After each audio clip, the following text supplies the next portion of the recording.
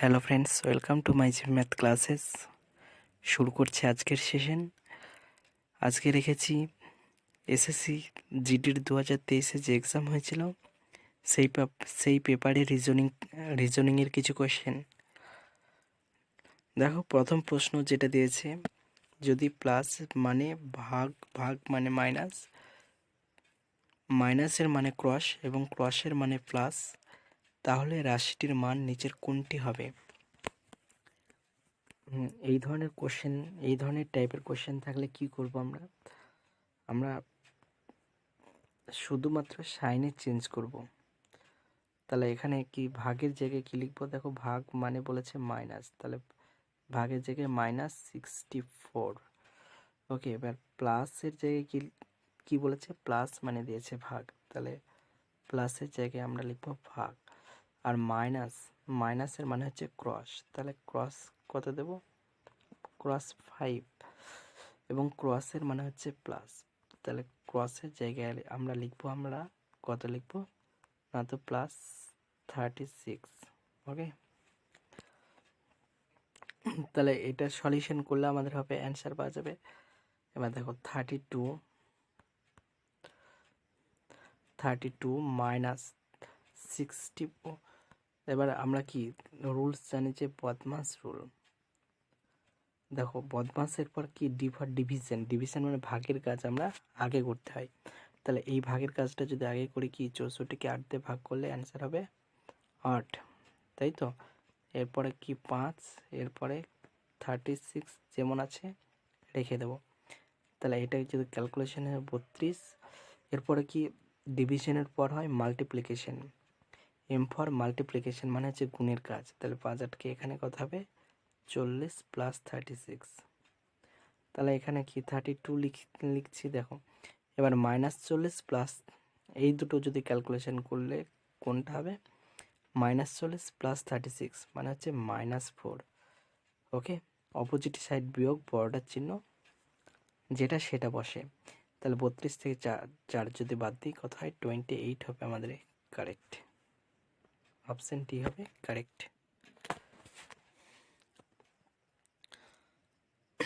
কি দিয়েছে? বলছে একটা নির্দিষ্ট কোড ল্যাঙ্গুয়েজের ট্যাঙ্গো স্ট্যান্সকে লেখা হয় DBLA। এই ধরনের কোয়েশ্চেন দিলে প্রথমে পড়ার সাথে সাথে আমরা খাতায় লিখবো। তাহলে ট্যাঙ্গো কি দিয়েছে? ট্যাঙ্গো ইজ ড্যান্স, এটা কি দিয়েছে? কোড দিয়েছে DBLA। Okay, dance is practice, এরপরে দিয়েছে dance is practice. Dance is প্র্যাকটিসকে লিখেছে লে বে কে। এবং let's dance, LETS, let's dance.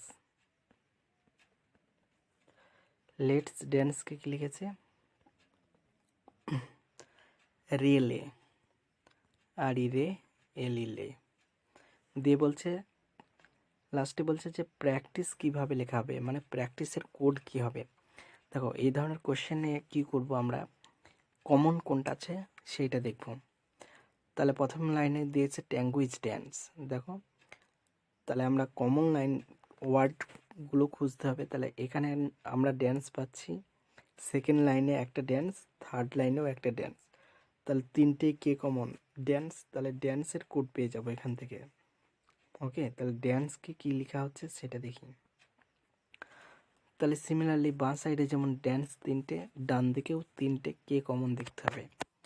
দেখো, তিনটেতেই দেখো লে আছে, ফার্স্টে লে আছে, সেকেন্ড লে, থার্ড লে, তাহলে ড্যান্সের কোড হবে LE। এরপর দেখো, ফার্স্ট লাইনে ইজ আছে, সেকেন্ড লাইনেও ইজ, তাহলে দুটো লাইনে ইজ যদি থাকে তাহলে ইজের কোড কোনটা হবে? দুটো লাইনে কি কমন আছে? BEB, বে। তাহলে কে পড়ে থাকলে আমার কি চাই? প্র্যাকটিস। দেখো, সেকেন্ড লাইনে প্র্যাকটিস আছে, তাই তো? তাহলে লে আর বে তো হবে না, তাহলে প্র্যাকটিস সেট কোড কে পড়ে থাকবে, কে ই কে। ওকে, লে বের কোড তো পেয়ে গিয়েছি, তাহলে কে পড়ে আছে, কে। তাহলে অবভিয়াসলি প্র্যাকটিসের কোড কোনটা হবে, কে হবে। আমাদের অপশন বি হবে কারেক্ট। এগুলো প্র্যাকটিস বেশি করে করলে খাতায় লিখতে হয় না, কম্পিউটার স্ক্রিন দেখেই তখন অ্যান্সার করা যায়। চলো নেক্সট।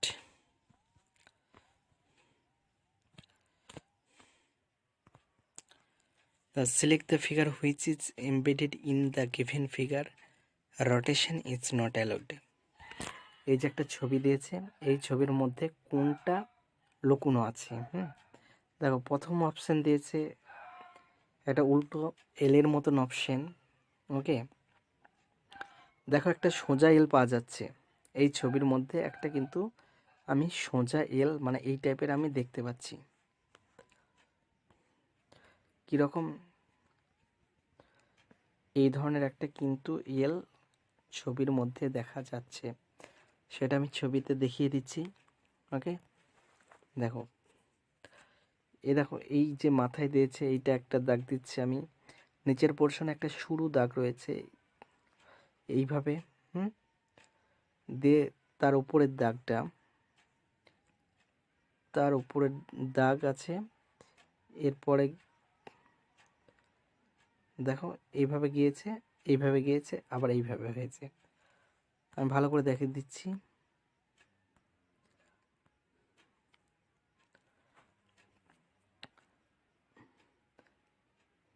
দেখো এই এই একটা দাগ দিয়ে গিয়েছে, এই একটা দাগ, এই একটা দাগ, এখানে কাট করেছে, এখানে, এখানে। ওকে, তাহলে আমরা কি পাচ্ছি, এই ধরনের এল একটা পাওয়া যাচ্ছে। তাহলে আমাদের অপশন 4 হবে কারেক্ট অ্যান্সার। নেক্সট,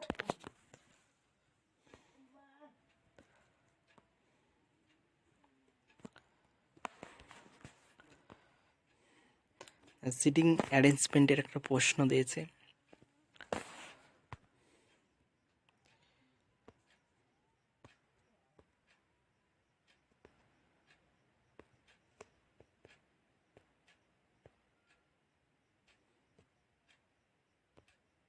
দেখো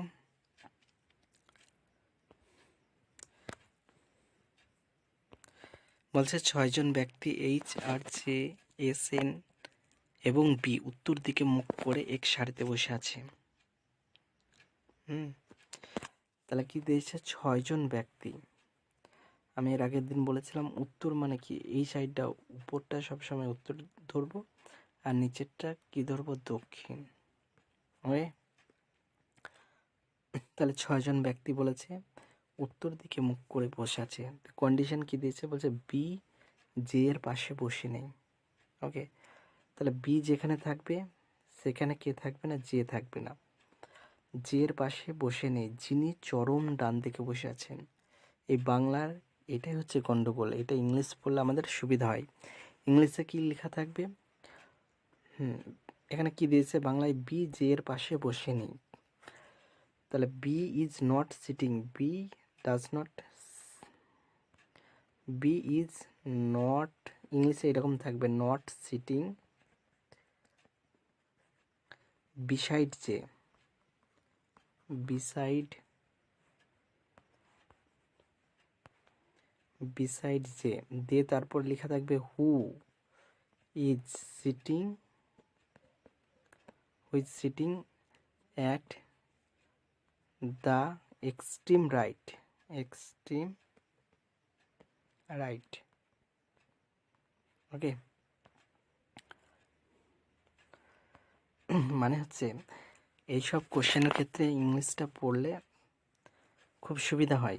B is not sitting beside J মানে হচ্ছে বি জে এর পাশে বসবে না। এবার যে এখানে স্পষ্ট লেখা থাকবে, জে এর পাশে লেখা থাকবে হু, যে who is sitting at the extreme right মানে যে একদম শেষের ডান দিকে বসে আছে। কিন্তু এখানে কি মুশকিল হবে, বাংলায় বি জে এর পাশে বসে নেয়, যিনি চরম ডান দিকে বসে আছেন। এই যিনি কে, যিনি বি না জে, ঠিক আছে, এটা হচ্ছে প্রবলেম হবে। কিন্তু ইংলিশে এক্ষেত্রে, ইংলিশে যদি জে এর পাশে যদি হু লেখা থাকে তখন আমরা ডাইরেক্ট বলতে পারি যে যিনি বা হু হচ্ছে কে, যে। ঠিক আছে, তাহলে এইরকম ক্ষেত্রে একবার ইংলিশটা দেখে নিতে হবে কোশ্চেনে।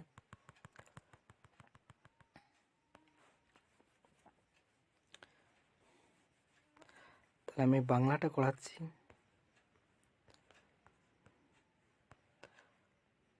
ওকে, দেখো বি যে এর পাশে বসে নেই মানে কি হবে, এবার যিনি চরম ডান দিকে বসে আছেন মানে যে হচ্ছে, যে 6 জন বসে আছে, যে হচ্ছে তার সবচেয়ে ডান দিকে কে বসে আছে, যে, মানে যে এর পাশে আর কেউ বসে নেই। ওকে, আমি বলেছিলাম এইটা কি, এই সাইডটা উত্তর দিক, তাহলে উত্তর দিক যদি হয় তাহলে আমার এইটা হচ্ছে রাইট হ্যান্ড পড়ছে, আর রাইট হ্যান্ড, আর বাঁ সাইডটা কি পড়ছে, লেফটই পড়ছে। তাহলে বি যে এর পাশে বসে নেই, যিনি চরম ডান দিকে বসে আছেন, যে হচ্ছে ডান দিকে। এইচ হলো এন এবং বি এর নিকটবর্তী প্রতিবেশী। তাহলে এইচ কি হবে, এইচ হবে হয় এন বি, এইচ বসবে হয় এন আর বি এর মধ্যে, অথবা বি আর এন এর মধ্যে। ঠিক আছে, এই দুজনের মধ্যে বসবে হবে কে, এইচ। এন কিন্তু এস এবং জে এর পাশে বসে নেই। এন আবার কি বলছে এখানে, এন কার পাশে বসবে না, এস এবং জে এর পাশে বসবে না, এন এস আর জে এর পাশে বসবে না। এন, হ্যাঁ, বসে নেই। আর হলো এস এবং জে এর নিকটবর্তী প্রতিবেশী। আবার কন্ডিশনে দিয়েছে আর কিন্তু কি বলেছে, এস এবং জে এর নিকটবর্তী, মানে আর এস আর জে এর মিডিলে বসবে। ওকে, প্রতিবেশী দিয়ে বলছে কে বি এর ডান দিকে বসে আছে, তাহলে আর হলো এস এবং জে এর নিকটবর্তী, তাহলে আর কে কোথায় লিখবো আমি, আর এখানে, আর যেহেতু এস আর জে এর মিডিলে পড়ছে, তাহলে এস আর জে দেখো দুজনের প্রতিবেশী হয়ে গিয়েছে। আর কি কন্ডিশন আছে, কন্ডিশন আমি লিখেছিলাম এন কি এস আর জে এর মধ্যে বসবে না। তাহলে এখানে একটা কজন হয়েছে, 1 2 3 4 5 6, ওকে, 6 জন হয়ে গেছে। কন্ডিশন হচ্ছে এন কিন্তু এখানে বসাতে পারবো না। আবার আবার এইচ হচ্ছে কি বলেছিল, কন্ডিশনে ছিল যে এইচ হলো এন আর বি এর নিকটতম প্রতিবেশী। ওকে, তাহলে আমি যদি এইচটা যদি এখানে লিখি, এনটা তো এস এর পাশে বসবেই না, তাহলে এনকে তো আমি এখানে বসাতে পারি না ক্রসে, তাহলে এনকে আমি কোথায় লিখবো, এনকে আমি লিখবো লাস্টে। ওকে, তাহলে এন আর এখানে আমি বি বসিয়ে দিই। ওকে, তাহলে এইচ হলো এন আর বি এর কি নিকটতম প্রতিবেশী, আর এস এর নিকট কি এন বসেনি, তাহলে আমাদের কন্ডিশন স্যাটিসফাই। দিয়ে বলছে কে বি এর ডান দিকে বসে আছে, তাহলে বি এর ডান দিকে কে বসে আছে, আমাদের এস, অপশন 3 হবে কারেক্ট।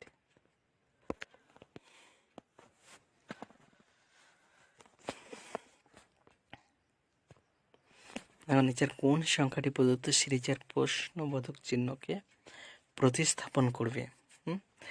তাহলে একটা সিরিজ দিয়েছে, এই সিরিজের মান কি, কন্ডিশন দেখো, এই যে সিরিজটা দিয়েছে এখানে 7 থেকে 3-এর মাল্টিপ্লাই হচ্ছে, এখানে দিয়েছে এটা কি 7 দিয়ে যদি গুণ করি, 7 একে 7, 3 7 কে 21, 7 একে 7 আর 2 9, তাহলে 3 7, তাহলে মিডিলে কে গুণ হবে না, তো 5 গুণ হবে। তাহলে 5 দিয়ে যদি 25কে গুণ করি, 5 25 125 হবে। এখানে কারেক্ট অ্যান্সার অপশন 4।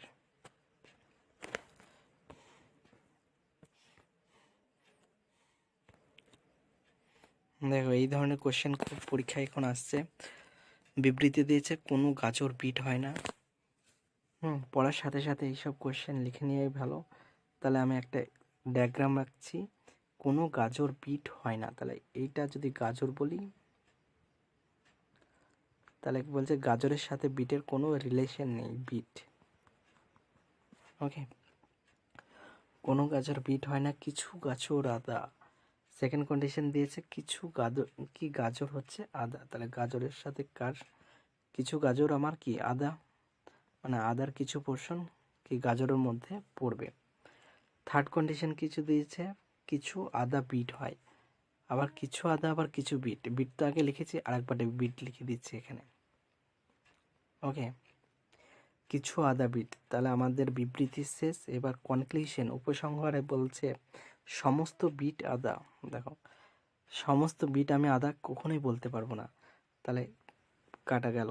কিছু বিট আদা এটা বলা যাবে। 2 নম্বর কনক্লুশন হচ্ছে কিছু আদা হলো গাজর। হ্যাঁ, এটা কনক্লুশন 2 নম্বর বলছে আমি, কিছু আদা হলো গাজর, কিছু আদা হলো গাজর। অবশ্যই ট্রু। কিছু 2 নম্বর কনক্লুশন ট্রু হবে, কারণ কি কিছু আদা গাজর ডায়াগ্রাম থেকে বলা যায়। 3 নম্বর বলছে কিছু বিট হলো গাজর, তাহলে বিটের সঙ্গে তো গাজর নো রিলেশন, তাহলে কি কিছু বিট গাজর এটা কিন্তু বলা যাবে না, তাহলে 3 ইনকারেক্ট। এবার অ্যান্সারে কোনটা হবে, তাহলে শুধুমাত্র উপসংহার 2 ইজ কি কারেক্ট, অপশান 3 হবে। কেবলমাত্র উপসংহার 2 অনুসরণ করে। ওকে, চলো নেক্সট।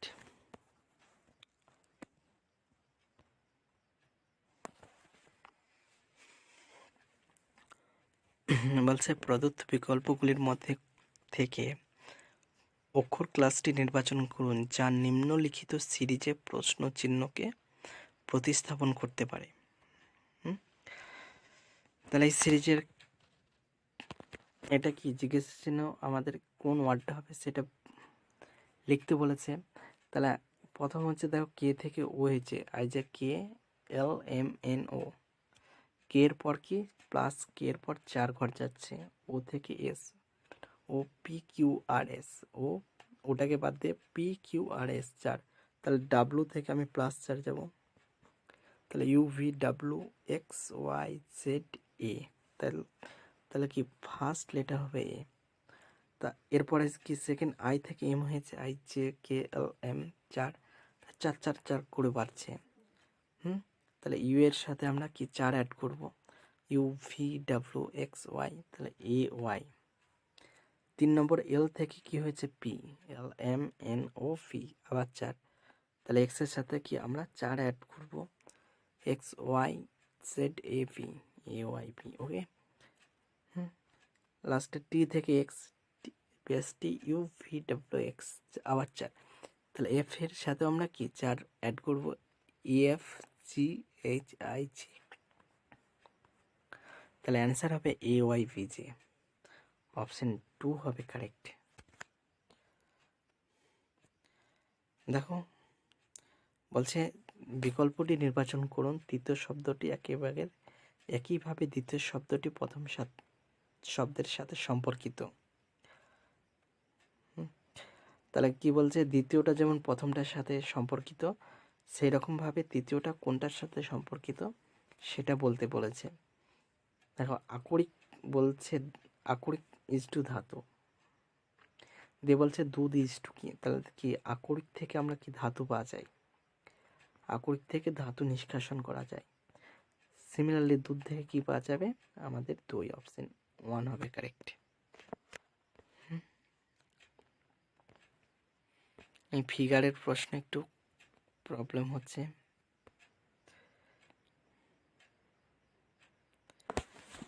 বলছে select the figure that will replace the question mark in the following figure. এই ফিগারের মধ্যে কোনটা আমাদের অ্যান্সার হবে সেটা আমাকে বলতে বলেছে, will replace the question mark. ঠিক আছে, তাহলে প্রথম যে ফিগারটা দিয়েছে দেখো যে এইটা থেকে যখন এইটা হচ্ছে ফার্স্ট থেকে যখন সেকেন্ড পজিশনে যাচ্ছি, আমরা কিন্তু 90 ডিগ্রি কি ক্লকওয়াইজ ঘুরছি। ক্লকওয়াইজ মানে হচ্ছে এইভাবে ক্লকওয়াইজ ডাইরেকশনে যাচ্ছি, তাহলে 90 ডিগ্রি যাচ্ছি। আর যে এই যে ত্রিভুজ কি একটা ত্রিভুজ কিন্তু বেড়ে যাচ্ছে, এটা থেকে সিমিলারলি 90 ডিগ্রি ঘুরিয়েছে, তাহলে এইটা যদি আমি তীরচিহ্নটা আবার 90 ডিগ্রি এই অ্যাঙ্গেলে 90 ডিগ্রি অ্যাঙ্গেলে ঘোরাই ক্লকওয়াইজ, তাহলে কী হবে না, তো তীর চিহ্নটা আমার এই রকম হয়ে যাবে। ওকে, তার সাথে কি অ্যাড হচ্ছে, এর সাথে আর একটা ত্রিভুজ বেড়ে যাবে, মানে 4টে ত্রিভুজ, আর আমার এই ধরনের ফিগারটা আসবে। ওকে, তাহলে 4টে ত্রিভুজ কোথায় আছে খুঁজতে হবে। দেখো সেকেন্ড অপশানে 1 2 3 4 4টে ত্রিভুজ আছে, প্লাস কি এই ধরনের আমি একটা চিত্র পেয়েছি। তাহলে আমাদের কোনটা কারেক্ট হবে এখানে? সেকেন্ড।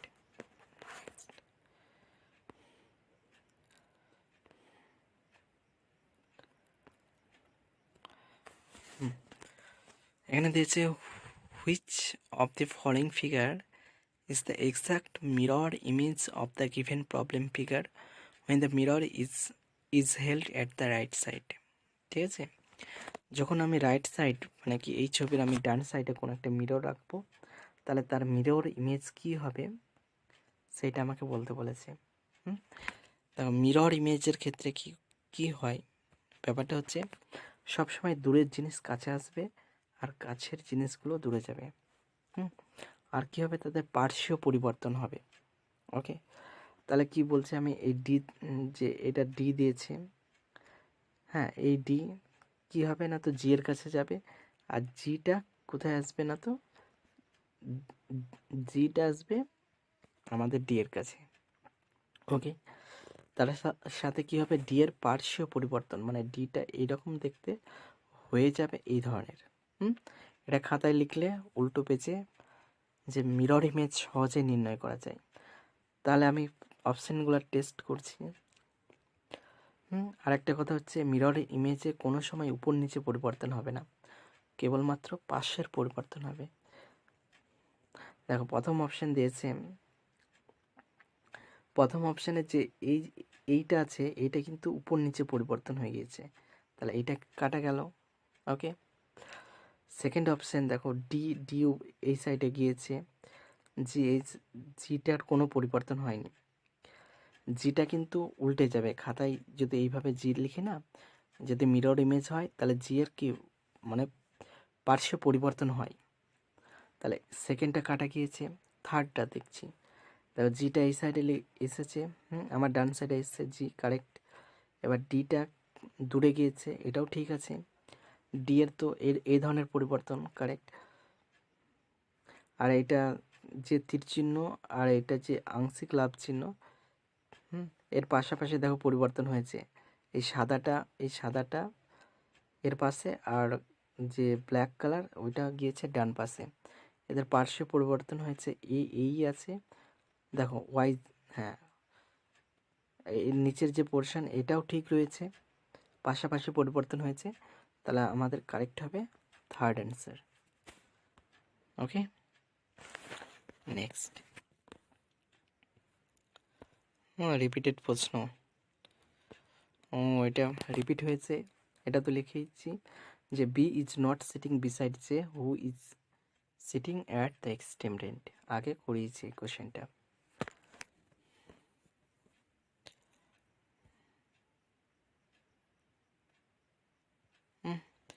দুইবার করে রিপিটেড হয়েছে কোশ্চেনটা, এটাও তো করিয়েছি। ঠিক আছে, সেশনটা আজকে এই পর্যন্ত। ভালো লাগলে তোমরা অবশ্যই সাবস্ক্রাইব অ্যান্ড লাইক করো।